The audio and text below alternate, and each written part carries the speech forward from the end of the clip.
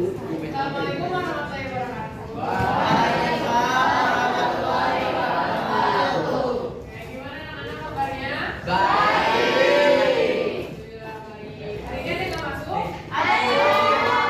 Siapa yang masuk? Ada Bonanza, Aska. ada Deborah, dan ada Lisha. Depan ya, kenapa Sabta maksudnya? Sakit ibu. Semoga cepat sembuh ya. Amin. Apa sih? Ya, hari ini kita akan belajar tentang sistem periode unsur. Nah, pada pertemuan ini kita akan belajar tentang sejarah, kemudian kita sama sifat-sifat dari tabel periodik ya. Nah, di sejarah ini pertama kita akan mulai tentang berapa banyak unsur yang mampu kamu sebutkan. Di dalam tabel periodik ada berapa unsur? 111. Kita sini ada berapa orang? 31 salah satunya 1. 31. Berarti bisa lah ya satu orang sebutin satu unsur ya, nggak sama ya. Oke. Oke, kita mulai dari yang sebelah.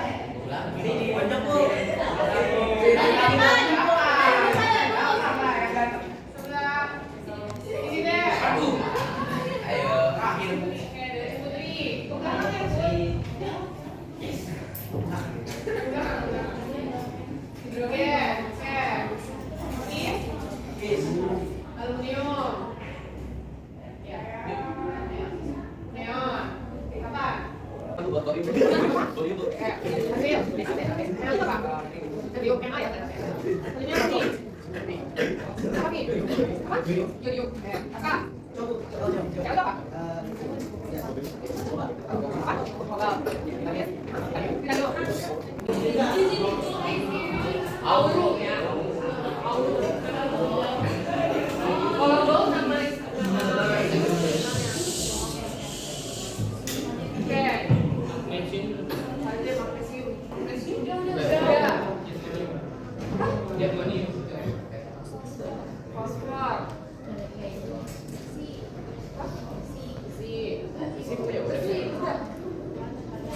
Tembaga, barium, terus ya. Yodium udah. Platina. Platina. Yang ini nikel.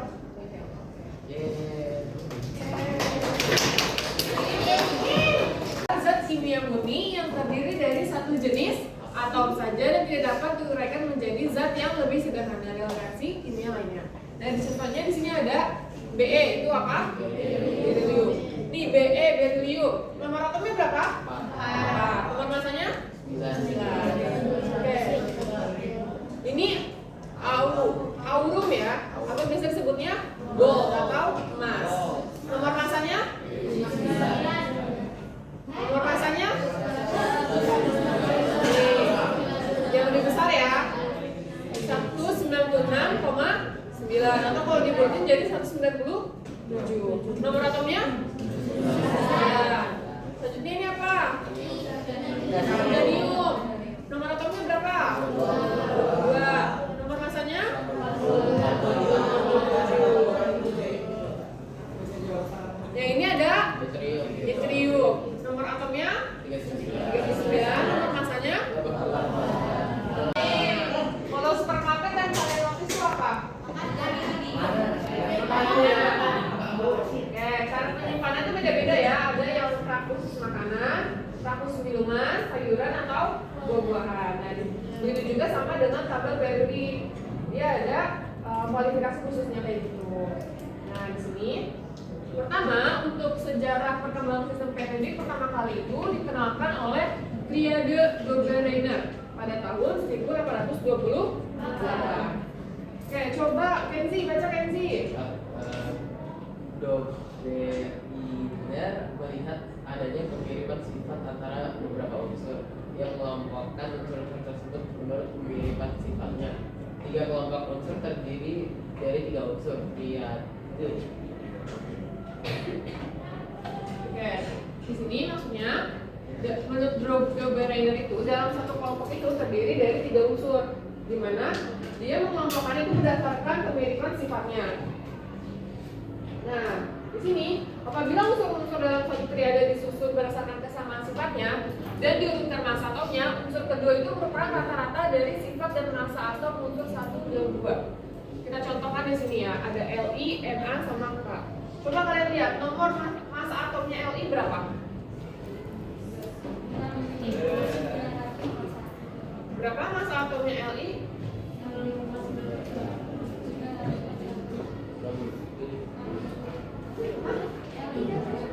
Li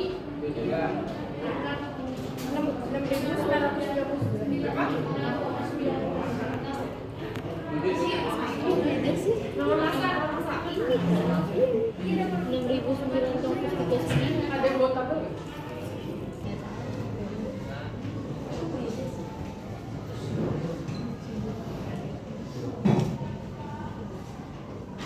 Terus kemudian kalau Na berapa? 23 2, 23 3 ya. 23 Kalau kalium 39. Oke, sekarang yang 1 sama yang ketiga itu kita jumlah, berarti 7 ditambah 39 berapa? 46 dibagi 2 23. Sama nggak dengan yang ini? Nah, itu kalau misalkan menurut triade itu seperti itu ya cara hitungannya. Coba kita coba lagi yang triade yang kedua. Ca, nomor massanya berapa? Berapa? 40. Sr 87 ya. 88. 87,6. Terus kemudian ada Ba 130. Coba sekarang kalian hitung yang cara yang triade kedua ini. Dicari rata-rata dari yang triade 1 urutan 1 sama yang ketiga.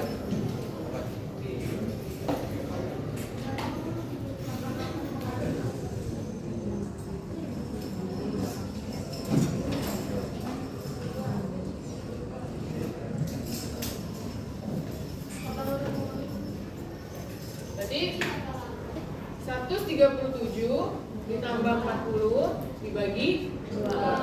Berapa? 137 tambah 40? 177 ya. Dibagi 2 berapa?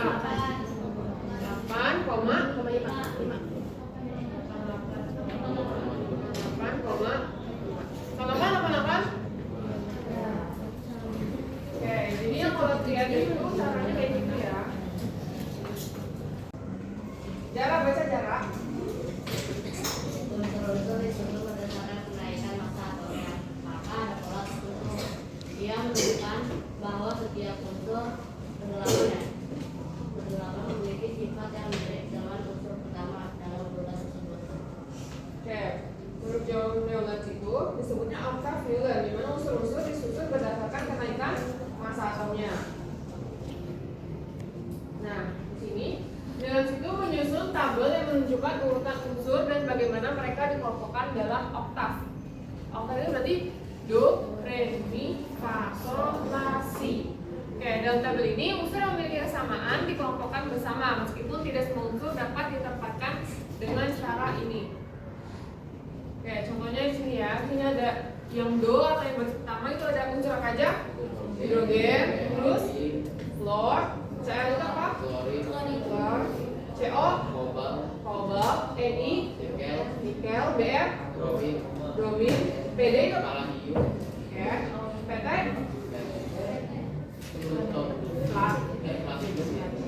Oke, kemudian yang Re atau yang baris kedua ada lithium, natrium, kalium,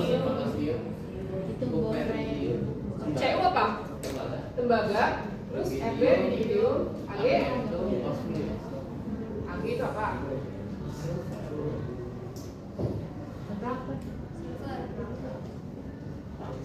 Perak. Terus kemudian ya, kalau menurut oktav tadi do, re, mi, fa, sol, la, si. Tapi kalau misalkan yang pertama triade yang satu sama dari yang satu ke dua, satu ke tiga itu hasilnya sama dengan yang kedua. Oke. Nah ini yang paling mendekati dengan tabel periode yang sekarang ini, yaitu ada sistem periodik Mendeleev pada tahun 1899 oleh Dmitri Mendeleev. Coba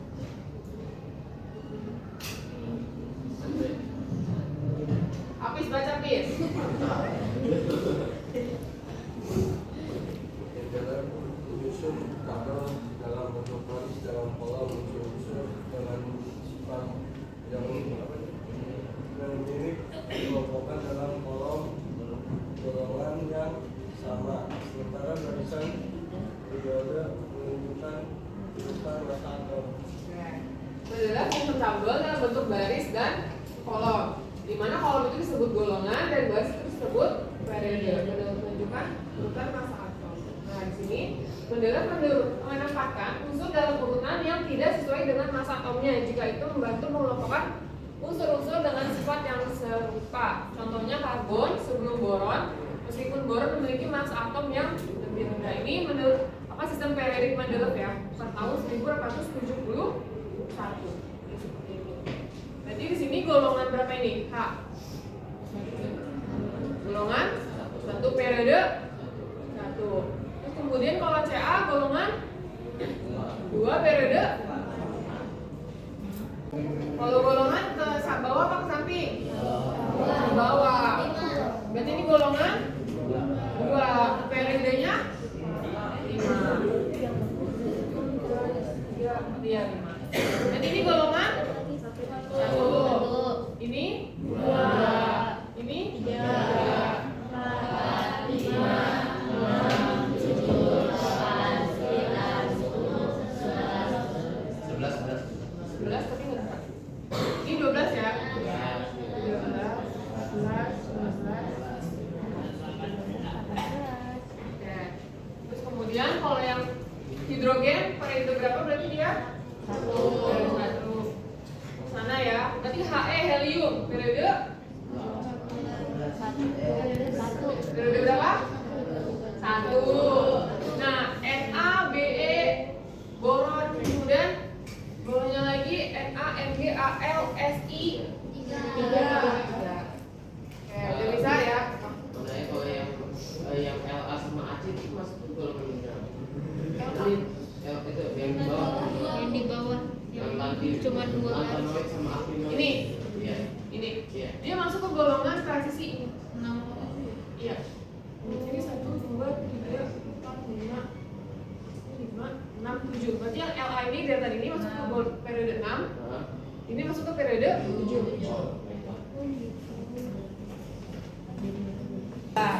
Dan unsur-unsurnya disusun sesuai peningkatan jumlah atom, proton ya, nomor atom. Nah, kemudian periode itu adalah baris yang membentang secara horizontal. Ada 7 periode dalam tabel periodik modern. Nah, tadi udah kita hitung ya.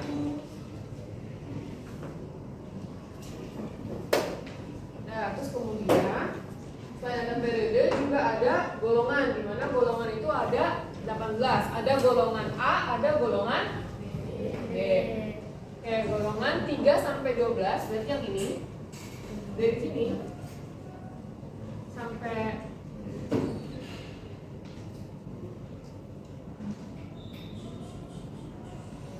itu dia masuk ke golongan B. Tapi kalau misalkan yang golongan 1, 2, 13, 14, 15, 16, 17, 18 itu masuk ke golongan A. Atau kalau kita bilangnya ini golongan 1A, 2A, ini 3A, 4A, 5A, 6A, 7A, 8A. Kalau ini baru golongan B. Oke, kenapa dia di golongan sama A, golongan A sama golongan B itu beda? Karena yang golongan A 1, 2 ini dia unsur-unsur logam. Terus kemudian yang B sampai ini dia non logam. Nah, yang B itu adalah logam, apa namanya, unsur-unsur transisi. Dia nggak bisa disebut logam atau nggak bisa disebut juga non logam. Dia semi logam. Makanya dia taruhnya di tengah-tengah sini. Dan dia itu kalau misalkan yang apa namanya yang B ini dia konfigurasinya itu menempati blok D atau konfigurasi di D. Sedangkan yang di golongan-golongan A itu di S kalau di P. PDF. Kemudian golongan 3 sampai 12 masuk ke golongan B. Nah, golongan 1, 2 sampai 13, 14 masuk ke golongan A yang disebut juga unsur representatif. Ya, ini. Oke, karena sejarah ini belum ada yang mengajukan pertanyaan, tugasnya tadi main map aja. Nah, sekarang kita lanjut ya. Karena habis sejarah kita masuk ke sifat-sifat. Kan habis sejarah kita masuk ke sifat-sifat. Tapi untuk sifat-sifat ini kalian sifatnya student center. Jadi kalian yang analisis dulu. Ini ada studi kasus. Nanti tinggal berkelompok ya duduknya.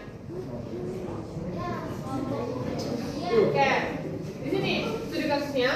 Di rumah kita sering kali melihat barang-barang yang berkarat besi, paku, gagang pintu juga sering. Banyak lah ya yang dari besi-besi. Nah, perkaratan itu umumnya terjadi pada logam besi, tembaga, dan aluminium karena adanya reaksi dengan udara sekitar. Namun ternyata tidak semua logam itu dapat mengalami perkaratan dengan cara yang sama. Contohnya besi atau Fe ini dia membentuk karat merah kecepatan yang terus membuat logam semakin berkarat. Sedangkan tembaga atau Cu akan membentuk lapisan yang melindungi logam dari korosi lebih lanjut. Jadi dia akan mencegah terjadinya perkaratan kalau tembaga. Sedangkan kalau aluminium itu dapat membentuk lapisan oksida tipis, dia dapat mencegah terjadinya korosi lebih lanjut juga.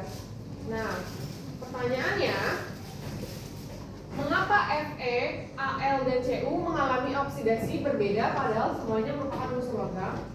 Yang kedua, mengapa logam dapat berkarat atau teroksidasi? Kaitkan dengan jumlah elektron.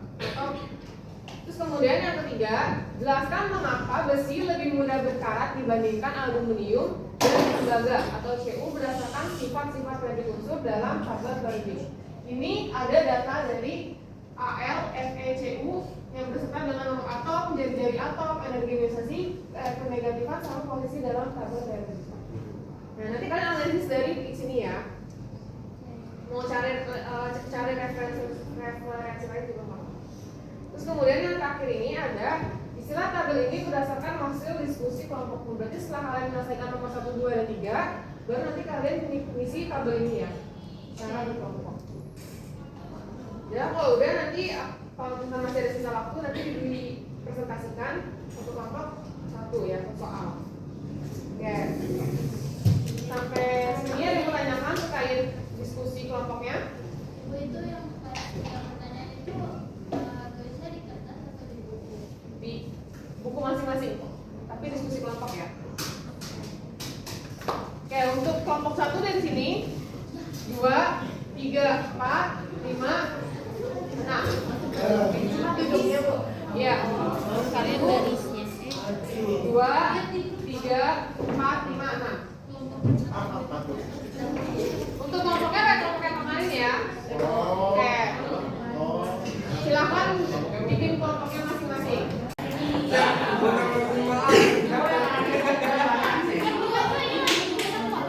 Kelompok berapa?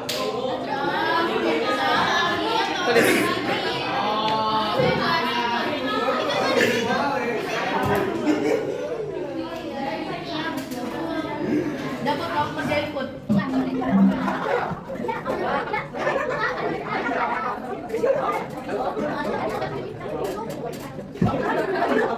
Oke.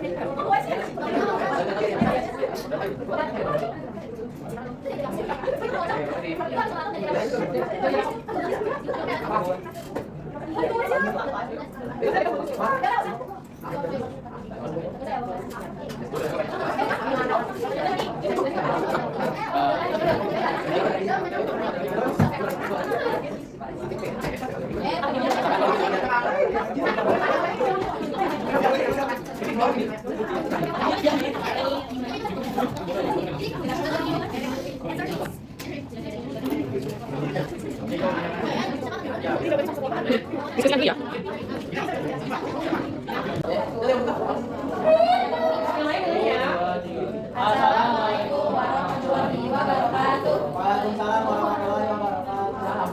Oke teman-teman, jadi kita dari kelompok berapa? Kelompok 5, kategori 2 akan mempresentasikan hasil diskusi kami mengenai soal-soal yang tadi dikasih. Nah sebelumnya izin kami untuk mempresentasikan. Untuk memperkenalkan diri kami masing-masing. Saya Riko. Oke. Nah langsung aja kita bahas ke soal nomor 1. Langsung aja yang dibacain. Nomor 1 ini kan soalnya mengapa aluminium dan cuperium mengalami oksidasi berbeda padahal samanya merupakan unsur logam. Jadi karena logam secara natural ini melepas elektron dan ketika terkena oksigen atau air, logam akan bereaksi menjadi garam oksidasi. Jadi sebenarnya semua logam itu oksidasi, tapi ada yang cepat dan korosif, enggak korosif, itu destruktif kayak besi. Ada juga yang dia bakal bikin logam itu lapisan lain itu kayak tembaga sama aluminium di sini. Jadi buat rumus dari besi yang teroksidasi ini nggak speed lagi. Jadi kalau besi itu jadi Fe2O3 atau Fe3O4, terus kalau aluminium jadi Al2O3 atau alumina, Cu bisa jadi dia Cu2O atau dia bisa jadi CuO aja. Dan gitu. Itu dah. Nah itu kan tadi kan udah jawabnya yang nomor 1 dari jawaban dari CNC. Nah langsung aja kita bahasnya yang nomor 2. Semuanya Cak.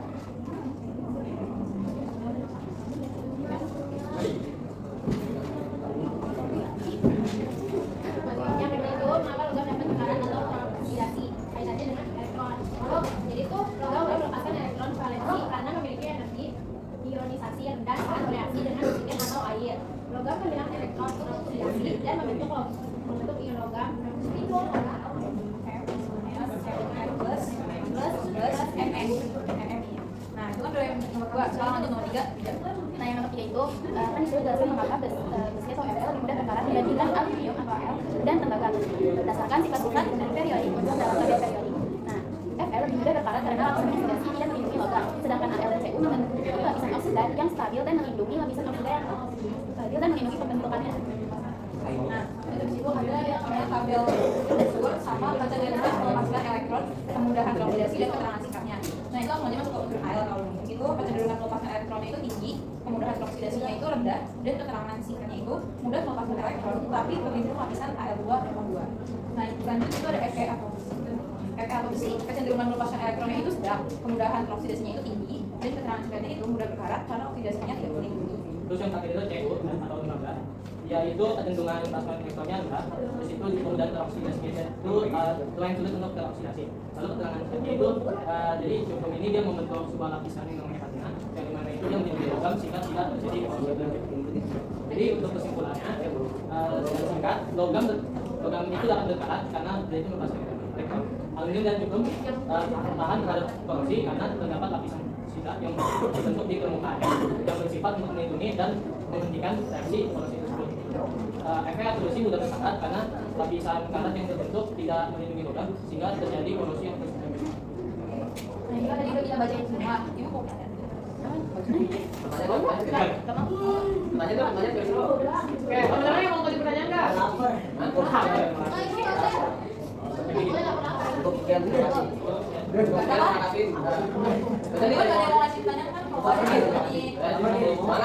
Berjuang.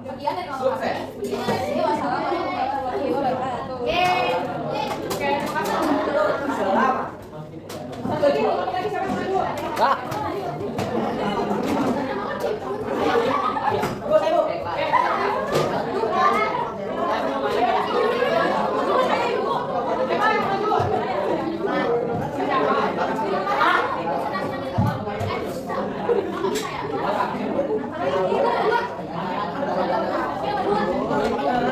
Yang lainnya dengerin ya.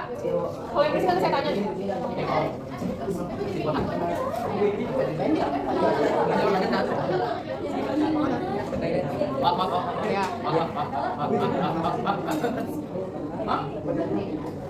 Ayo Aska, mulai Aska. Assalamualaikum warahmatullahi wabarakatuh. Hai semuanya, kami dari nomor 1 Kimia Kelas U2 akan membacakan hasil diskusi kelompok kami. Kenalkan nama saya Yaya Rasana, nama saya Nika Romedia. Hari ini kami akan menjelaskan tentang pelajaran kimia ini ya. Itu nomor 1. Nomor 1 itu adalah mengapa FE, AF, dan CU mengalami AL. Mengalami oksidasi berbeda pada semuanya merupakan unsur logam. Jawabannya itu adalah setiap logam memiliki energi ionisasi dan elektron negatifan yang berbeda, sehingga kecenderungan melepas elektron peroksida juga berbeda. Oke, lanjut. Nomor 2 itu mengapa logam dapat Nomor 2 itu mengapa logam dapat berkarat pada oksidasi dibandingkan dengan energi. Karena logam itu memiliki elektron valensi yang mudah disatukan. Terus saat reaksi dengan oksigen dan air, logam kehilangan elektron lalu terbentuk ion logam positif yang pada oksidasi. Nah, di sini ditanyakan mengapa besi ion tabel periodik. Nah, itu terjadi karena besi atau air bukan melepaskan elektron dan oksidasinya tidak membentuk lapisan pelindung. Sementara aluminium membentuk lapisan aluminium oksida yang kuat dan lembaga membentuk patina atau lapisan tipis yang melindungi permukaan sehingga keduanya bertahan oksidasi.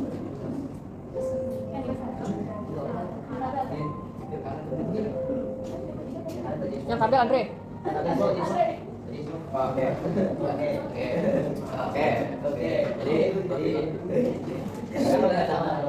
Saya akan baca tabel. Yang pertama unsur A1. Tabel unsur kecenderungan melepaskan elektron, kemudahan oksidasi. Yang pertama adalah Sendiri ya? A1. AL, kecenderungannya adalah tinggi. Kemudahan oksidasinya dan mudah. Keterangan singkatnya adalah aktif, cepat, membentuk oksidasi dan berlindung. Tidak berlindung. FE, kecenderungannya adalah sedang. Kemudahan teroksidasi sedang. Terangannya mudah berkarat di udara. CV, kecenderungannya adalah rendah. Kemudahan teroksidasinya sulit, tidak mudah berkarat dan tahan oksidasi. Kesimpulannya adalah logam dapat berkarat karena mudah melepaskan elektron dan bereaksi dengan oksigen serta air Fe.